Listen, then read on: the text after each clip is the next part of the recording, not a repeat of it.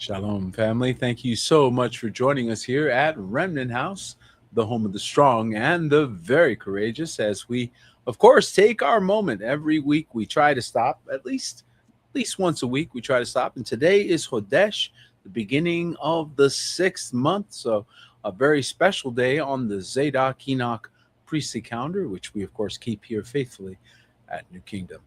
And so we, of course, want to make sure we recognize that. But also, of course, we have to remember this task that we were given by the King to preach the gospel, the good news of the kingdom throughout the world. And of course, that's our obligation. It's something that we do in love, but it also is something that we have to take very seriously. After all, there are people in harm's way.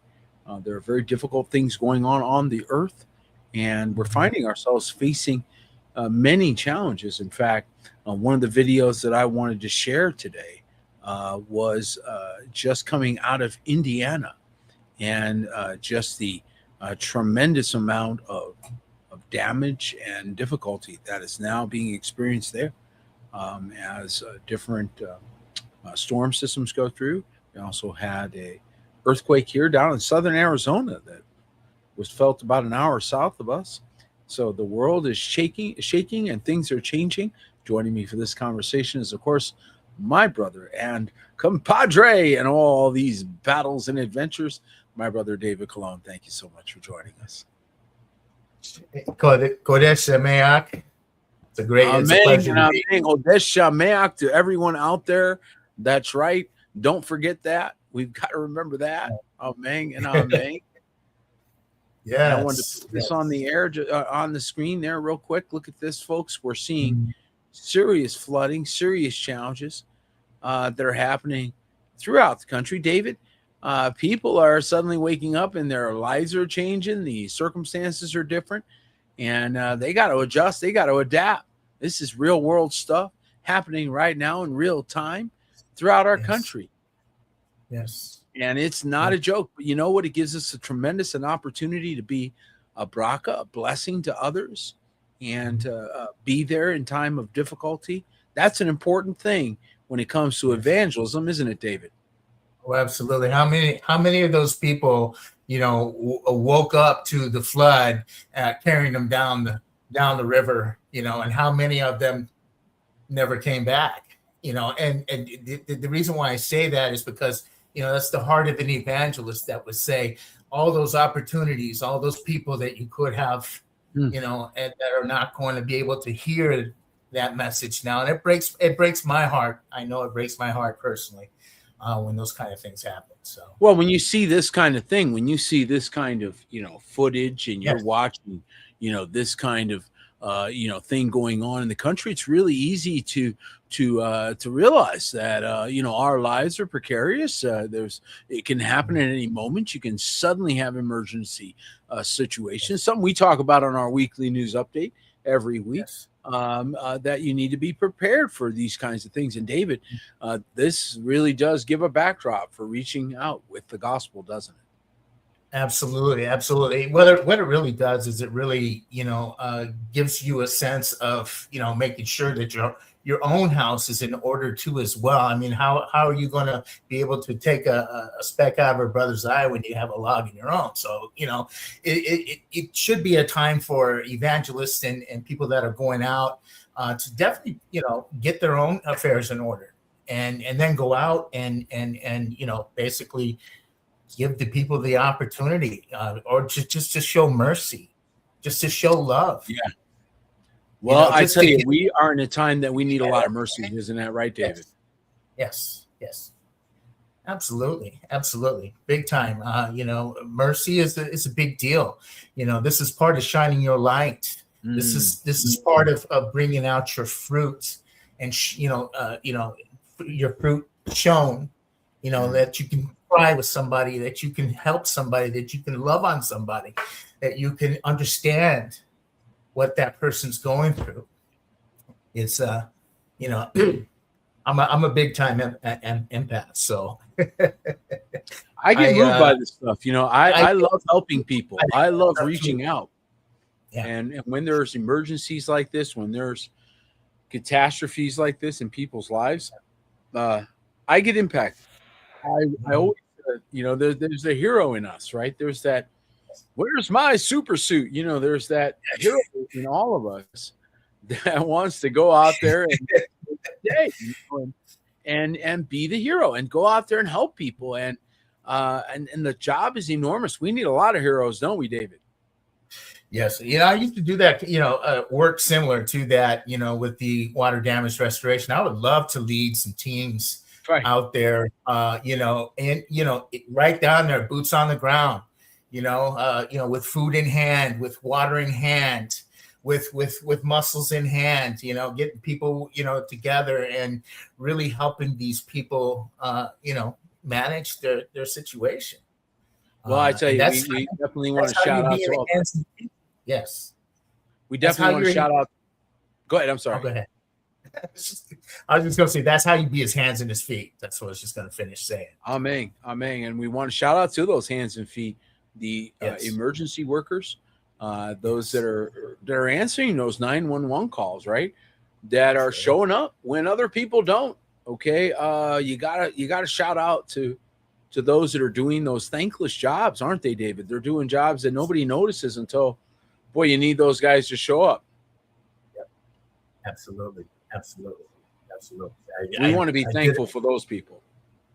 Yes, I did it for quite a few years, and it was in a residential setting, but nonetheless the impact was the same. That you coming in there and calmly assuring them that everything is going to be okay, because they're looking at their life and it's ruined right now. That's what they see. And one of the things that I'm noticing, and I didn't really realize this so much because of the damage that has been done societally. And I didn't think about this, honestly. Maybe you guys did. I don't know. But I didn't realize how many people are single, right? So they don't even have a relationship because they got connected into a hookup culture, because they got sort of caught with the sort of culture of the world. They're heading into difficult times with loose connections and loose family connections. I want to tell you something, folks. For centuries, it's been that connection, that very thing, that has caused people to survive. I just want to remind you that the only people that made it on Noah's Ark were all married. Just saying. In covenant.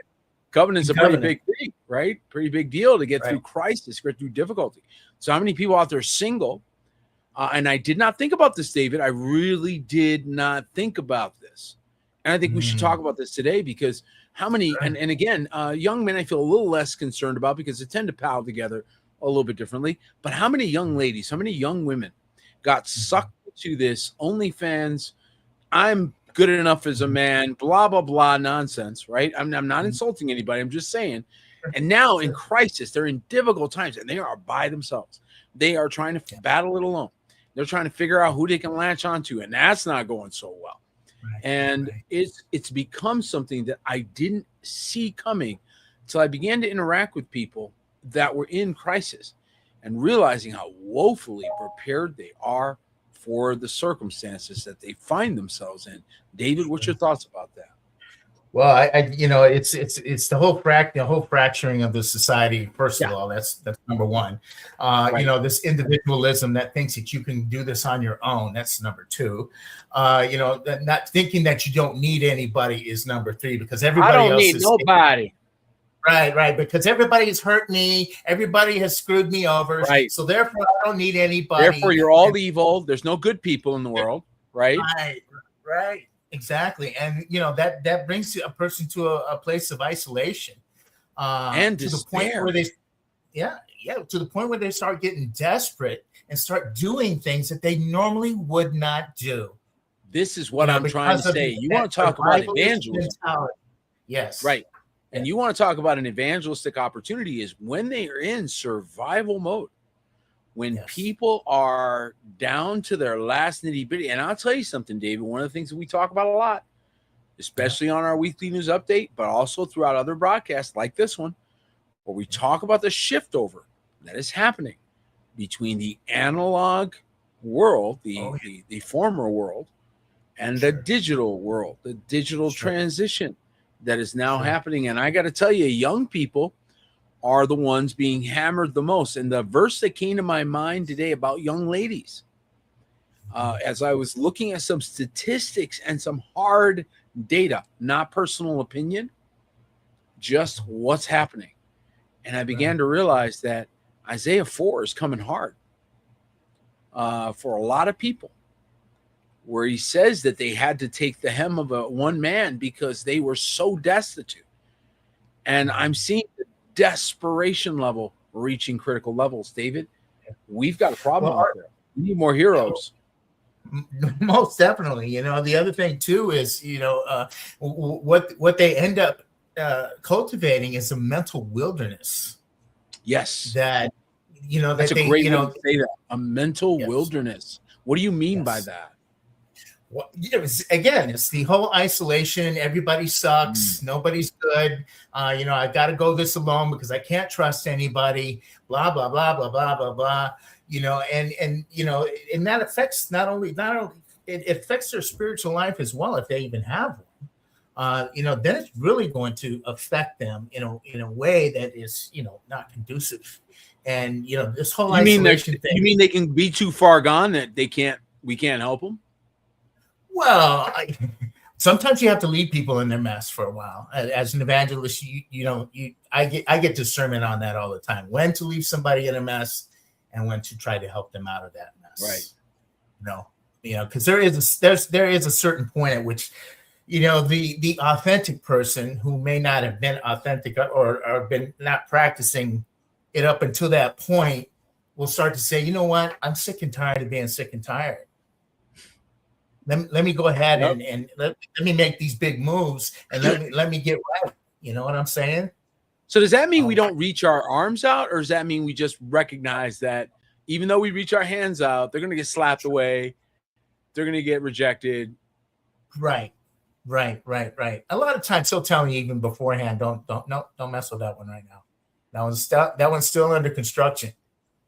You know, so I have a couple of them that I'm working on. A lot of it.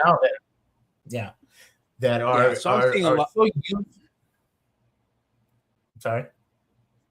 No, it's all right.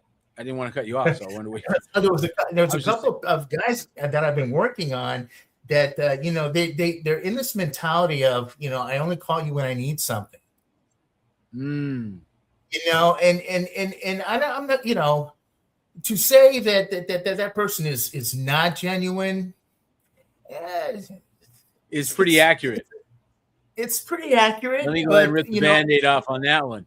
If they only call you when they need something, you're a resource, not a friend, not a relationship. You are a bank teller.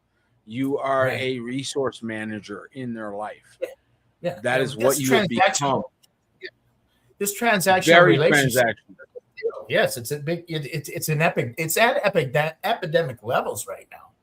As time goes on. But David, let me ask you this question. Let me ask you this: when people are doing well versus survival mode, which one of those two modes will they justify abuse or criminal behavior? We already know the answer to that one. Survival mode. Survival mode. So what happens when a nation, whole country, goes into survival mode? It's not going to be pretty. I'll tell you that. It's not going to be pretty. You know, it's not. I'm contemplating it because I'm seeing the great divide between the digital world and those that have embraced the digital world and have gone and, you know, developed resources and become successful. And those that are sticking with the analog, like almost like they figure if they rebel long enough that they'll just drop all this digital stuff, go on back to regular hand and paper and forget all about this digital stuff, and we're just going to go back. And those people are going to get run over by the latest floods going through Indiana. Sure. That's what I see. Like they're carried away by a flood because they're not catching on to the world they're in. What do you think, David? Absolutely. Part of that desperation mode is there is a disconnect. There's all kinds of disconnects, and they think that they're being safe by doing that. And truth of the matter is they're cutting their feet out from underneath them. That's what I keep seeing. I keep seeing people acting as if there's some moral high ground. Right. Okay. And no, I'm gonna stick to this, and it's just some analog thing, whatever it could be. It could be anything. It doesn't matter what category it is. But David, the problem is it doesn't work and it doesn't keep pace. So they fall behind, then they blame the system, they blame the world. Wait a minute. When we went to, no checkout lady, we just had the scanners. Sure, it was an adjustment. There was a whole lot of people that were like, no, I want to check out. I absolutely refuse the scanner. So what happened? The lady who you made stand there just did the exact same job they gave you the opportunity to do, scan the exact same groceries the exact same way. So all he did was do it for you. You didn't get out of the scanner. It's still there. The technology's still there. You still use the UPC symbol that they thought was the mark of the beast back in the 80s. Okay, literally, man, they had it. Yeah. It was clear. The UPC symbol. ISBN barcode. You remember that, David? Yes. And then they came out with the Walmart scanners, and that was it. That was it, people. You're going to get the mark of the beast. And then they came out, and everybody had meme graphics, right? These memes with barcodes on foreheads and barcodes on your hands, because everybody thought the barcode was the mark of the beast. Yes, and it was nuts. Too. It was like whole lots of people, stores, companies, people refused to take barcodes. It was crazy. And then at the end, it was like, you're being ridiculous. It's for inventory management. Sorry. It's not the mark of the beast. It just isn't. Right. Sorry, guys. Right. And yet it literally kind of put a whole bunch of people on tilt. David, I don't think some of them really recovered. They're still not scanning their groceries, man. People put the stink on technology for years. Oh, it's the mark of the beast. Oh, it's going, it's a digital, it's an enslavement, blah, blah, blah, this and that and the other. But the fact is, there's no rapture. Okay, so that didn't happen. So now where are you at? You have no choice, right? You got to work. You're dealing with a changing world, whether you like it or not. I don't care if you're in Africa. You're dealing with a changing world, whether you like it or not. You can live in the Amazon jungle. You're dealing with a changing world, whether you like it or not. Right. Yeah, and obviously, obviously the big thing is to make sure that, you still have that same hatred for the system, but you have to, you still have to, operate within it, but you don't have to love it. Well, and that's just it. One of the things that we were talking about or getting ready for this discussion today is just the things that are plaguing young people. And one of the problems, of course, is they're involved in digital addiction, right? So they're addicted to the technology, but not using the technology for their own freedom. So once again, addicted like a consumer of the technology rather than utilizing the technology's capabilities for their own liberation, for their own freedom, to redeem their time, because the days are evil. So we see a lot of people that are consumers. They got the same people that were like, I don't know about that stuff, are walking around with smartphones, walking around with a computer in their hand, right? The same people that had a problem with and still have a problem with the digital world can't get around it. They use it all the time. So it's really laughable, I think, that been used for years, that they have not conquered sort of the basics of it. Number one. Number two, and this is, I think, one of the biggies, is employment has dramatically shifted and is picking up speed. So those that were waiting for the 80s to come back where they can get their 401k programs and jump on board the company, the company deal, Those days are Right. gone, man. They're not. I don't think they're coming back ever. I think they're gone like a mall's gone. Ain't no malls. Unless we They're got not some making massive malls reset. anymore, right? What's going on Right. here? Well, David, I think that they're coming to the realization that these city systems that we built our world around are becoming obsolete. Yes. Yeah, and Absolutely. that means that new communities are rising. Right. And one of the things we talked about earlier today, I was talking with one of our members, was what's our world going to look like in 20 years? And what's it going to be like for the believer, for the remnant, for the those that are keeping his commandments, those that are walking with Messiah? Are you watching as population shifts, as whole entire areas are now coming under other types of control? Okay. Absolutely. America is under siege right now, isn't it, David? You see it all over. I mean, you see it coming from the left, from the right, and they what they're trying to do is herd everybody into the cities. But the truth of the matter is we need to band together as Dakota Sheen and band together and pull our resources together and work together and not fight one another, but love one another and really start to bring home this what a real community should look like. You've got it. You got it. You nailed it. Because the fact is that one of the biggest problems we have is that we've gotten disconnected. And this is what I started noticing with the single women. And I just, again, I'm not picking on them. Please don't anybody get offended. Wasn't trying to pick on anybody. I just noticed this. I'm going, wait a second. If they all opted out of being part of families and they're out there on their own, and these things are starting to hit, right? And they're coming into time periods when things aren't great. That's shifting dynamics hard. And I mean really hard. Where people are going, oh, that's why you stay married. Oh, that's why you have a family. Oh, that's why you're together. And you're going to find out about it in the time of disaster. Yes. David?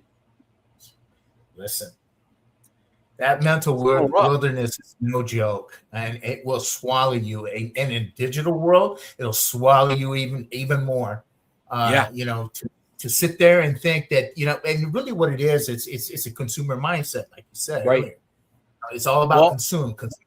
You're absolutely right. That consumer thing has driven us to individuality. There it is. And individualism.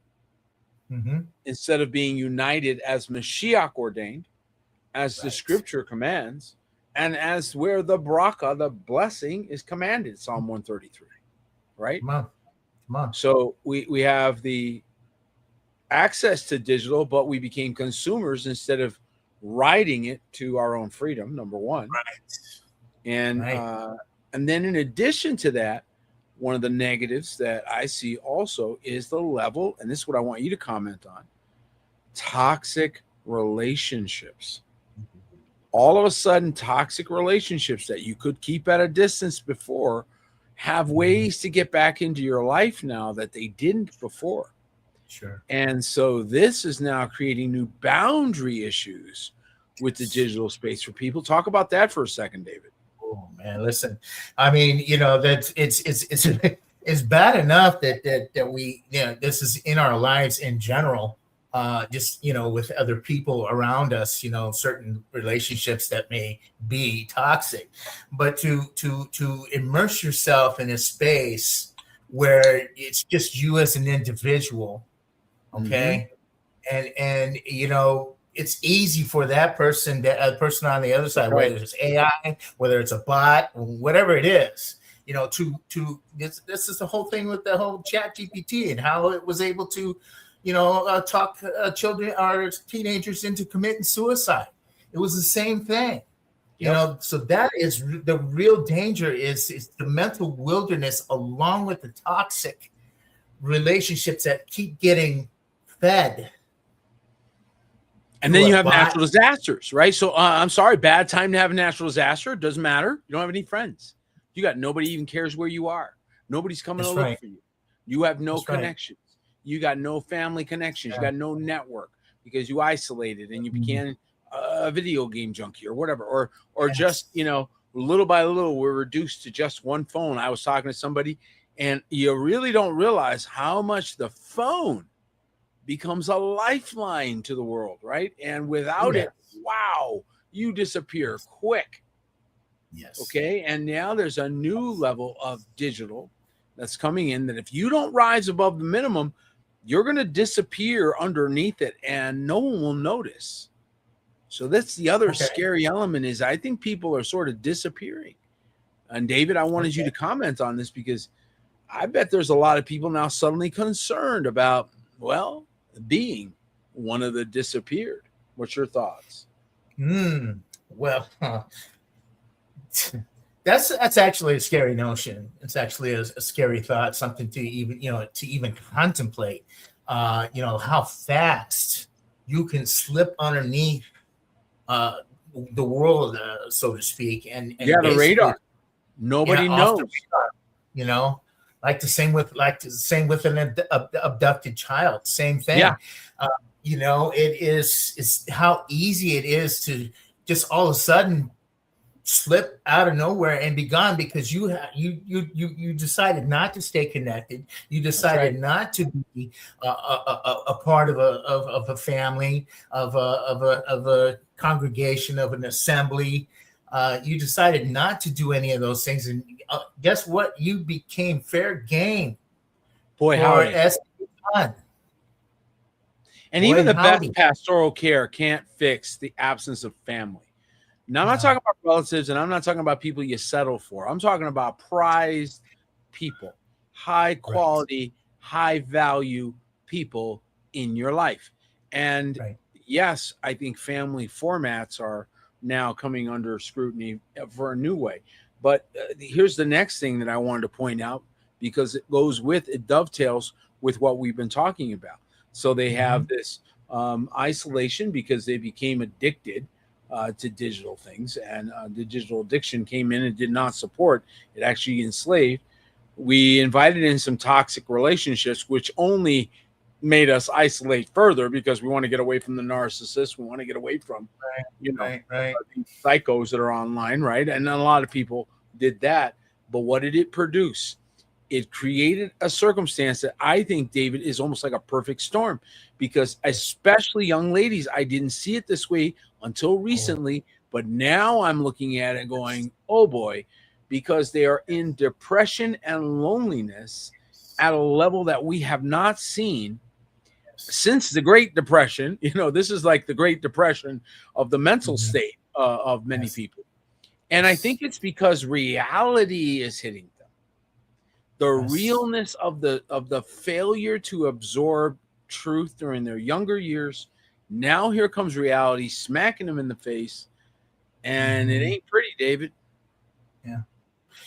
Well, I, I'm all too familiar with, I kind of grew up that way, so it's not hard for me to wrap my mind around it. The level of toxicity within Mm, yourself, because of the fact that you're lonely, you're depressed, you've been neglected, you feel like you've been forgotten, and so it's easy to then to start embracing all these toxic things it that is really basically end up consuming you.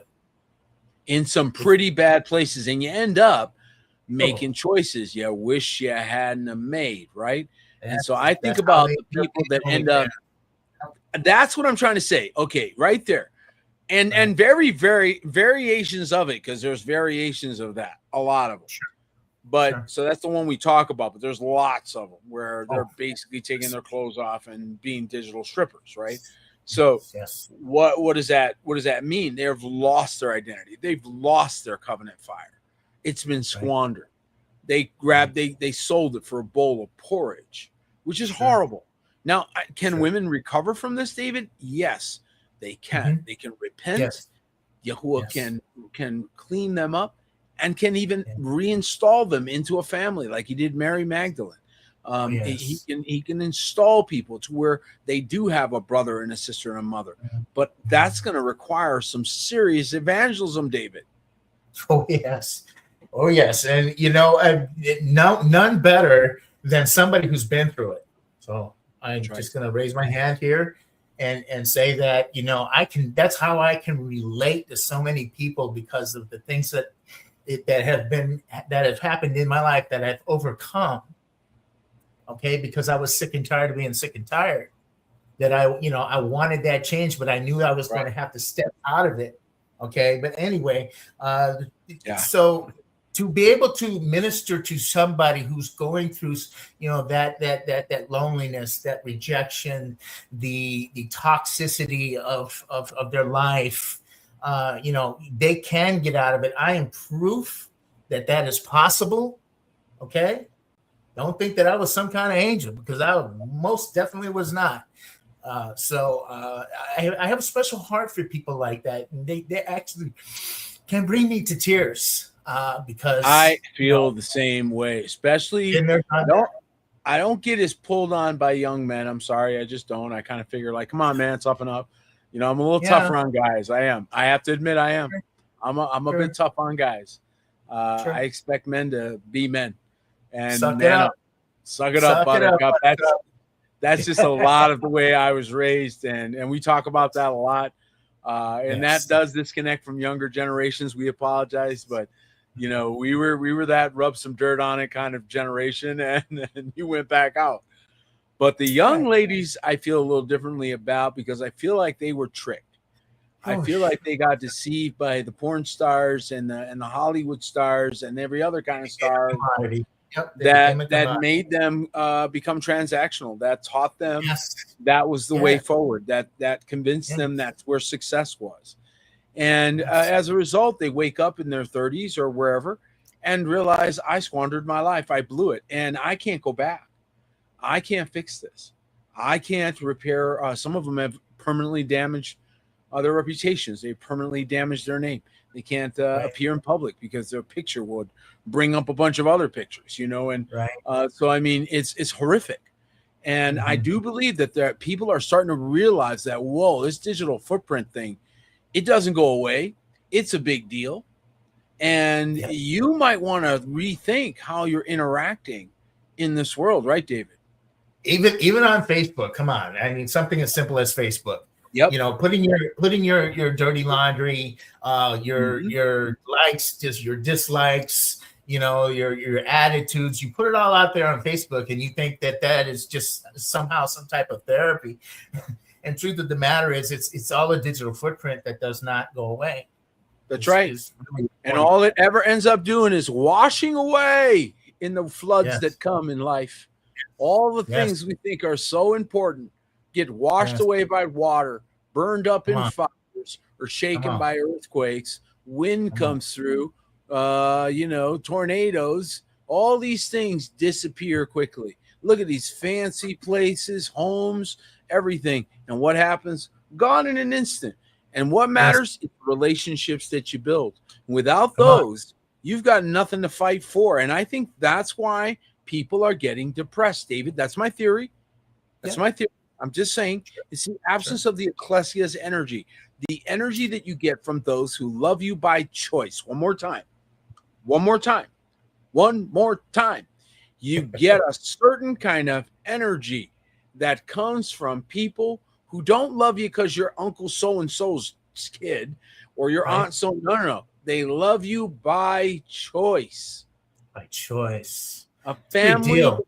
by It's a big deal. choice Yes. versus, I, hey, you're a relative. You're stuck. and You're Uncle Fred. I, I think that's even more powerful than an actual family I because of the personally, fact, yes, how many because of the people fact out that they here? chose it. They chose That's it. right. How many of our brethren out here, right, that are right here with us today, would say the same thing? Look, I love my relatives. I do. I love them. We Yeah. all love our relatives. We do. Mwah, mwah, mwah. We Mhm. love you all. These We're not hating cousins, on you. We uncles. ain't We're hating not on you. hating on none of you. We love you to pieces. But Yes. you don't hold a moon cast shadow That's to the correct. love I bear my brethren. Come on. I Come on mean, now. it's not a lack of love here. It's just that much more love here. Yeah. So it's not like, oh, we took some love from the relatives. No, they got the same love they were going to get. They were already getting.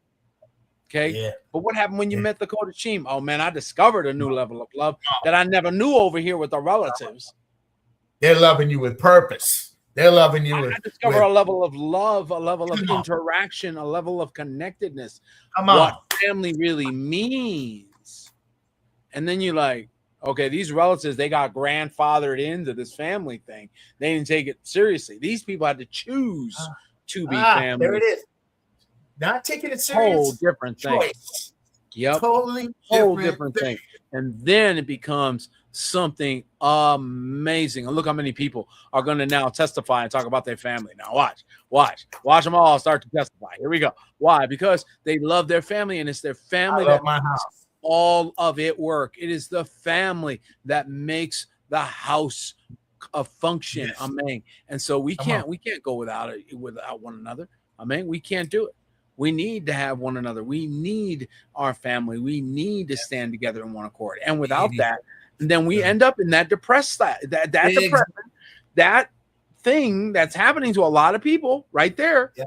That's literally at the door waiting for us. If we leave our families, if we leave the comfort of our beautiful ecclesias, we got depression and loneliness literally waiting, rising significantly. He's out there waiting for you. He's out there waiting, seeking whom he may devour. Come on. Okay, just waiting. Look at my brother, Paul. Paul, you need to come for Sukkot. I hope you make it out here for Sukkot. I sure would love to see you. You are warmly invited, my brother, to come join us for Sukkot. That would be awesome sauce. I really appreciate you making the effort. It would be awesome. And I want to tell you, I really appreciate all of you who make an effort to join with your brethren on the feast days. It is always a bracha to do so. And again, that's where family, real family, mishpacha, really comes together. Isn't that true? Yes, it is. I remember my times there, and I definitely want to be there again this year. Just the amount of shalom that I experienced on those trips, it's not quantifiable. I think somebody should help David with his airfare. Who wants to help David with his airfare? Hallelujah, right? And I want to tell you something. This is a really important thing that we do every year, because it reconnects us as the family of Aloha Hayam and no longer just disconnected pieces. Isn't that right, David? Absolutely. You listen, I think Mashiach put it the best, obviously. I'm the vine, you are the branches, you connect with me and you will have life. And of course, this is paraphrase, this is David's paraphrase. But if you do not, if you separate from me, you are going to be like a twig that's going to dry up and blow away. That's right. Understand that. That's right. You will dry up and blow away. And that's just exactly what we've been talking about. This is exactly, the mental wilderness that people find themselves in. That's right. It's because of that. It's because of the disconnection from people who love you. Yep. And I got to say, it's an interesting choice, because what people think, and it's sort of the prodigal son thing. So bear with me, guys out there, because some of you might relate to this. It's a bit of a prodigal son thing, where you get talked into the world, like the world sort of takes you away, and you go jump into the bandwagon. And it's only after a while that you realize you're living in a pig pen with a bunch of pigs, and you don't want to be there anymore. And it's really, really hard to sort of come to grips with that. But when you do, the problem is there used to be, David, a place to go. Not so much. Okay. Right. People get not as much as there used to be. So there used to be I'm going to go on back home. Where's home now? Okay. Right. And this is what we need. And yes, my young sister says it correctly. Okay. And why? Because you have to have Abba in charge, and he has to bring the shalom. Amen. This is why we have the house we do, because we don't fight that. We embrace the shalom and the love that Yahuwah wants us to have one for another. Is it logical? No. Let me help you. Some of you are wondering, where's the logic in some of this? Oh, goodness, the logic left a while ago. Logic comes from here. Love comes from here. That's right. The logic of why you would do certain things, that doesn't make any sense. You're right. Why would anybody do that? Right? Why would they do that? Right? Why did grandma stay up all night making you cookies or whatever? Because she loves you. Oh, yes. Okay, that's why. Why do your friends do the things they do? Because real love is on the earth. Don't you think? Don't you let them lie to you out there, my friends, and believe that their love is no longer, there are no more good people. Nobody's trustworthy. Everybody's lying and deceiving. That's not true. That's just the lies. They're not perfect, but there's good people in the earth. Yes. And there are people like that, but just understand that not everybody. That's right. Come on. That's right. And people want to help. So I see that a lot too. There's more people that actually want to help each other, and they don't have pathways or structure.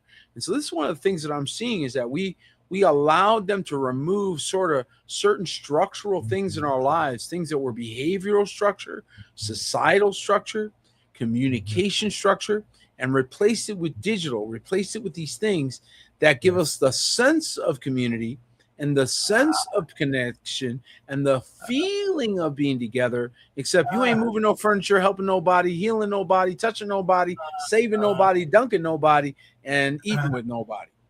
Y'all eating alone, sitting alone, doing everything alone. Okay. Yes, having a form of godliness, but denying the power thereof. I guess having a form of Sabbath keeping, pious lifestyle.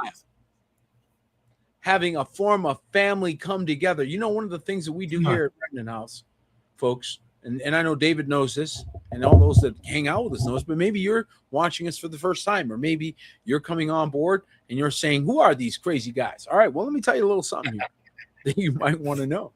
The way we treat our young ladies here, we have a very high sensitivity to the queens, the princesses, the ones coming up. And how many remember back in the 80s, one of the things that went on was the purity ring, and fathers were giving their daughters purity rings and trying to keep them pure and get them to the wedding with a white dress and all of that, and it just did not work out. And I think one of the reasons for it is because it doesn't go far enough. One of the things that I believe young ladies need to recognize is why we do it every Sabbath day. You will notice that young ladies who are in our congregation have to wear a tiara. You can't, I'm sorry. I know it makes you uncomfortable. I'm sorry. I just don't know if I should. Wow, you're going to wear it. Well, I just feel like am I even, you're not worthy? Oh yeah, we knew that. Quick feeling, just to. But what you're going to learn is that you are the royal priesthood. Come on. And one day a week, you're going to put that crown on, you're going to walk around with it, and you're going to remember that you are something special. Very good. And that you are to be treated as accordingly. And you are to be protected. That Yahuwah give men strength to protect, to preserve, to establish boundaries, to establish a safe place where that which is the softer and the gentler may move freely within those wonderfully protected, beautifully protected boundaries. And that is the way it was intended to be. Not to control, not to restrict, not to abuse, but to liberate. That's what strength is for. You are not strong when you control. You are not strong when you abuse. You are weak. You are strong when you protect.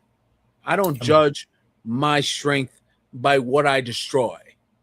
I judge my strength by what I protect. Amen. And so many people only look at what they can destroy, how mighty they are to break things. What can you preserve? Right. What can you heal? Who can you deliver? And then you can tell me about your strength. David, what do you think about that? That's awesome. I mean, we need reminders like that. We like it, that tiara thing.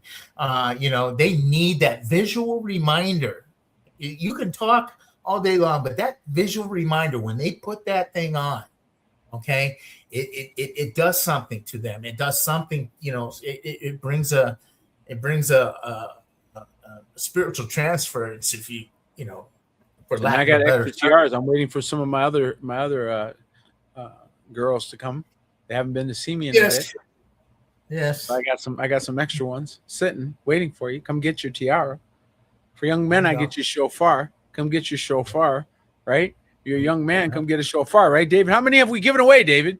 My goodness, a couple of boxes of shofars already. Got a bunch more coming in for Sukkot, right? We give away the shofars to the young men. Blow the trumpet in Zion. Oh, the trumpet to the daughters of Zion, we give the crowns. We crown them because we need to keep them remembering that they are royalty and to protect them. This is a really big deal. How many are out there agreeing with me that we need to protect? Amen. That this digital world will eat them up if we're not careful. And they're not, men are more acclimated to the digital than the women. So women are being victimized more by it. I'm going to say that again because you didn't catch it. Men are acclimating more quickly to the digital world. I'm not saying women can't. I'm just saying they're acclimating more quickly. Right. So some women are, because there's always smart women. There's some genius women out there, and we love you. I mean, sure. We couldn't live without you, so there's that. Okay. But even you genius women, you're rare exceptions. You know that. Because when you compare yourself to other women, you're like, oh boy. Right? Okay. So this is where we need to have a lot of compassion, because we are like in a world we were not prepared for. It's almost like we were dropped in from another place in many ways. And I look at an unprepared population who only knows how to use the phone, doesn't know how the phone actually works, knows how to use the tech, but doesn't really know how the tech is using them. David, this is a problem going forward, isn't it? Yes, it's definitely something that, guys like myself who are half analog and half digital, that have to basically bring themselves all the way over into the digital, because we just have I always said that. I'm half analog, half digital. Until I was how old were we? When the cell phone first came, that big old Motorola sat Remember phone. That thing? Remember that thing? That was huge. I mean, that thing was like this big, man. You needed guys who didn't even carry a briefcase started carrying a briefcase just so they could put their phone in it. I remember that. Yeah, late 80s, man. Yes. Suddenly briefcase sales went up because people had to put their phone in something. And then they had to look cool when they popped it open and looked like we were a movie set. Like, what's up, Bob? Talking to some guy for $14 a minute. So yes. So my point was that we had to mentally shift ourselves and bring ourselves all the way over in, especially with some of the tech that's being developed now, that is basically a lifeline to people. That really is a protector to people. That really is going to keep them from harm's way. So this tech that's coming out is special. It is, and it really needs to be here now, because man, listen, it ain't no joke out there, man. That technology is moving fast, and we need to step with it and understand that. Well, we need to be educated. I think we need to be warned. To be forewarned is to be forearmed. Sure. You need to know what it can and can't do. You need to have people that tell you the truth. You got to have people that debrief you properly. You know what I'm saying? Like, you getting better debriefings in the jailhouse courtyard than you're getting out there in the world right now. Right. I mean, they're not telling you nothing. You guys are getting blindsided left and right by every tool they come up with, every new gimmick they're playing, and their social media traps have got so many people locked up. David, I don't think they see it coming. Listen, I've had to get rid of Instagram. I've had to get rid of TikTok for those reasons, because TikTok. I just went on there for the first time. Yeah. No, listen, bro. I never gone on TikTok until David. I gotta tell you this. I'm glad you brought that up. I went on TikTok for the first time. 15 minutes, I was like this. Like, I gotta get out of here. Yeah, I gotta get out of here. I can't believe people spend all day on that. Dude, I'm talking scant clothing. I'm talking revealing stuff. It's It like, wasn't just no, that, it no, was just how random it all was. exactly my point. So, I had TikTok and I had Instagram and I shut them down. I Mm. shut them down big time because it was a visual trap that I was not going to get myself into. Now, So, if you, on the other hand, have developed a product or developed something that is beneficial to the market, and come you on. say, "Ooh, I want to sell my product," and you go to Yeah. TikTok Shop or Marketplace, or you're using them Uh-huh. to purchase traffic from, whole Uh-huh. different relationship now. Now Yes. TikTok's your friend. Yes. Now Facebook's your pal. Yes. Instagram, no problem. You got no problem with any of them. Why? Because they're just selling you traffic. You don't go in there. No. You just sell things in there. No. I don't go in there though. No. That I was Instagram's scared. become a big time trap, bro. You got everything from hookers to strippers to buddy. Everything's in there. Exactly. You got to walk It's by 42nd Street just to get to anything. right. Exactly. Don't y'all feel like you need to take a shower when you go through certain websites? Listen, I do. sure I did. I do. I feel like I need a shower after some of those, man. Okay. And look, I believe that for a lot of us, what we have failed to recognize we were being surrounded. And we gave that analogy of the frog being boiled in the water, right? But it's been slow boiling for like decades. Yes, it has. Like just like this Iran war thing was slow boiling for 2 decades before they finally, went ahead and had the war. They were talking about it for 25 years. 1985, 1986. So yeah, it's been a couple of decades. Yeah, just absolutely. A few. There's people that are listening that weren't alive during that time period, and we're talking about this yesterday. No, it's decades have gone by. Yes. And this slow boiling has now reached kind of a crescendo, David, where we've got people's houses being completely taken by this world. I mean, their lives are gone, their jobs are gone. What they thought was going to preserve for retirement, gone. I can't tell you how many older people are now finding themselves underemployed, under-supported. Families have disconnected. They're on their own and they're aged. They're up there. Yeah. We have a disintegrating society where the promises made by the previous generations are not being kept anymore. That's right. That's absolutely correct. And that's what happens when it declines, when a nation tips over. They made all these promises to come up, right, guys? They made all these promises about retirements and 401ks and, you're just going to live your best life and just work hard for 40 years, get the ring, and you're going to do great. And then people did it. They got done, and now their pension isn't enough. They can't survive on it. Right. They can't survive on Social Security. They can't survive on all these things. So now we're in survival mode. Yeah. Absolutely. Old ladies in survival mode. Yes. Regular people who normally would not be are in survival mode. Now you're turning the average guy into a potential thief. The average guy into a potential abuser. The average lady now suddenly is a potential scam artist. Sorry, reality, because it's gotten desperate. Right. This ought not be. And this is a failure of leadership, in my opinion. It's a failure of leadership. That is absolutely critical in this hour. And so I think that we have lost, thank you for joining us for the time you could, brother.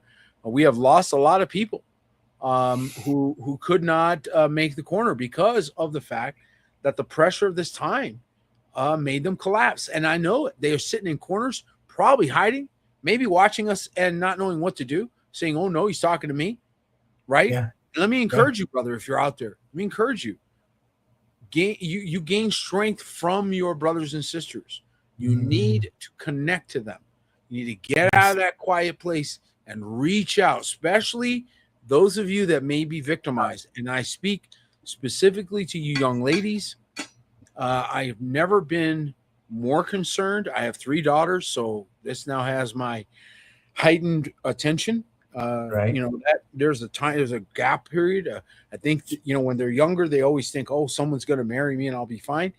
Then there's that time period that kind of ends, and then there's like, wow, a big chunk of life where they're now wondering where they stand, and Come this on. becomes very dangerous, Yes, a it very does. volatile period of time. And so again, a more need for the ecclesia, more need for safe places, guys, Yes. where people can go Yes. when their world has collapsed, when it's been flooded like Indiana, when things have fallen apart. How many know that we need to use our resources for those safe places? But here's the thing, and David, you're right with me on this, I know, because he's about to watch him confirm this. Writing the checks, the easy part. China can make a village in a matter of days and weeks or something, you know. But who's going to run it? Who's going to be the camp leader there? Who's going to be in charge of this or that? Who's going to be part of the team? There's the problem. It's not the equipment. It isn't even the money. It's none of the above. It's people who care enough about their brother and sister. David, help me. Preach to me, David. Help me, David. Listen, man. This is the time, for the Grandpa Brigade, to the ones that still have the morals and the values, and they remember these things. These are I'm talking to you guys right now, okay? That Grandpa Brigade, places. okay, that needs that remember what it was like in those communities back in the day, and so that we can turn around now and recreate that. Okay, in today's setting, you have to. You don't have a choice. You're not doing enough evangelism, and the other side is. There you go. Okay, and so unless y'all want to be keeping Sharia law here in 20 years, y'all listen. Did you hear me stutter? Unless y'all y'all want to be keeping Sharia law here in 20 years, y'all better get to some camps. Y'all better start putting together some things and developing some strength in different parts of this country, or we're going to have a whole new landscape in just 20 years. Yeah. Okay? And so you reject the law of Yahuwah, you end up under different ones. Ooh, you don't want that other one. Guys, trust me, you don't want that other one. It's all, it is what it is, but I'm just saying, you reject the Torah of life, right? You reject the law of liberty. The law of liberty, you rejected that. Bought the lie. They tricked you. They got you to reject it, and they got you to eat this one. You didn't even see it coming. Yes. They got you rejecting his laws, and you're accepting all the other ones. Yes. What could go wrong? David, what could go wrong? Absolutely. And so this is a call out to all of our captains, because we need safe. How many know that in order to have safe places for young people, especially young ladies, because I think a lot about that group, how vulnerable they are. I think about trafficking and how heavily they're being trafficked, how easily they're being trafficked now. So if we're going to impact that group of people, right? If we're going to have an impact, we have to first begin with strong men. That's right. To protect. You got to have strong men that are coming in. Come on. There you have it. That are coming together and uniting in one accord to bring together solutions, folks, that work for all of us. And that's what I believe Yahuwah has called us to. David, what's your final thoughts before we let people go?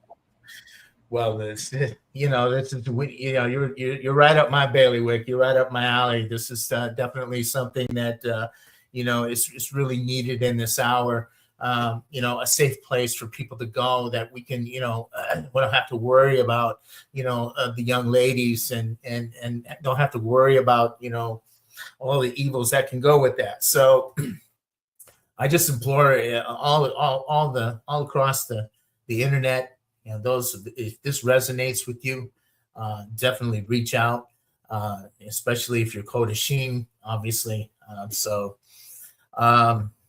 It's near and dear to our hearts because we have long vision, so we've seen it coming from afar off, and so now we need to do something about it. So I just would implore you to stand with your brethren. We're not trying to take your money. We're not trying to do any of that. This is about banding together and being one so that we can be strong. So, And that's my house right here, the home of the strong and the very courageous. So, Amen. love you guys. And the blessings of Yahuwah be with you. Amen. Thank you so much, David. That's exactly right. We have to remember that we are the house of the strong and the very courageous. And on that note, I want to encourage everybody out there, especially those of you that do have some strength left. You're not afraid of what's coming, then we need you. Captains are required. Like I said, it's no longer a monetary thing. It's not a equipment thing or facilities. Nope, it's people. That's our holdup. That's what's keeping some of the things that we'd love to do up. And so we certainly love to hear from you, connect in, become part of the solution, not the problem, right? And remember that this is how we do it. So many people have lost sight of the beauty of the gospel of the kingdom because of the charlatans, because of the liars, because of the fakes. And what did we do? We went looking for answers. We asked the Most High, why is this curse upon the land? And he answered, finally, and told us about the altar. We learned that you cannot bring it into a building, that you cannot have it on a 3-step rise, that you cannot put a tool to it, because any of these things defile the altar. How many of them were spread from one end of the nation to the other? We don't even know. It was a plague that took over, and it produced its fruit, and you will see it. Poverty in every place, the absence of reconciliation, and so you have division. What came as one, now it's 45,000 denominations. And so you understand that this is what happens when we do not obey the ways of the king. And so those that are fighting that, they're fighting the inevitable. They're fighting that which cannot be fought. And so let me encourage all of you, and especially those of you that are in harm's way now, my heart goes out to you. You have no idea, especially those of you that, you're on your own, and you really shouldn't be. I pray Yahuwah grants you cover in this time. Thank you for joining us.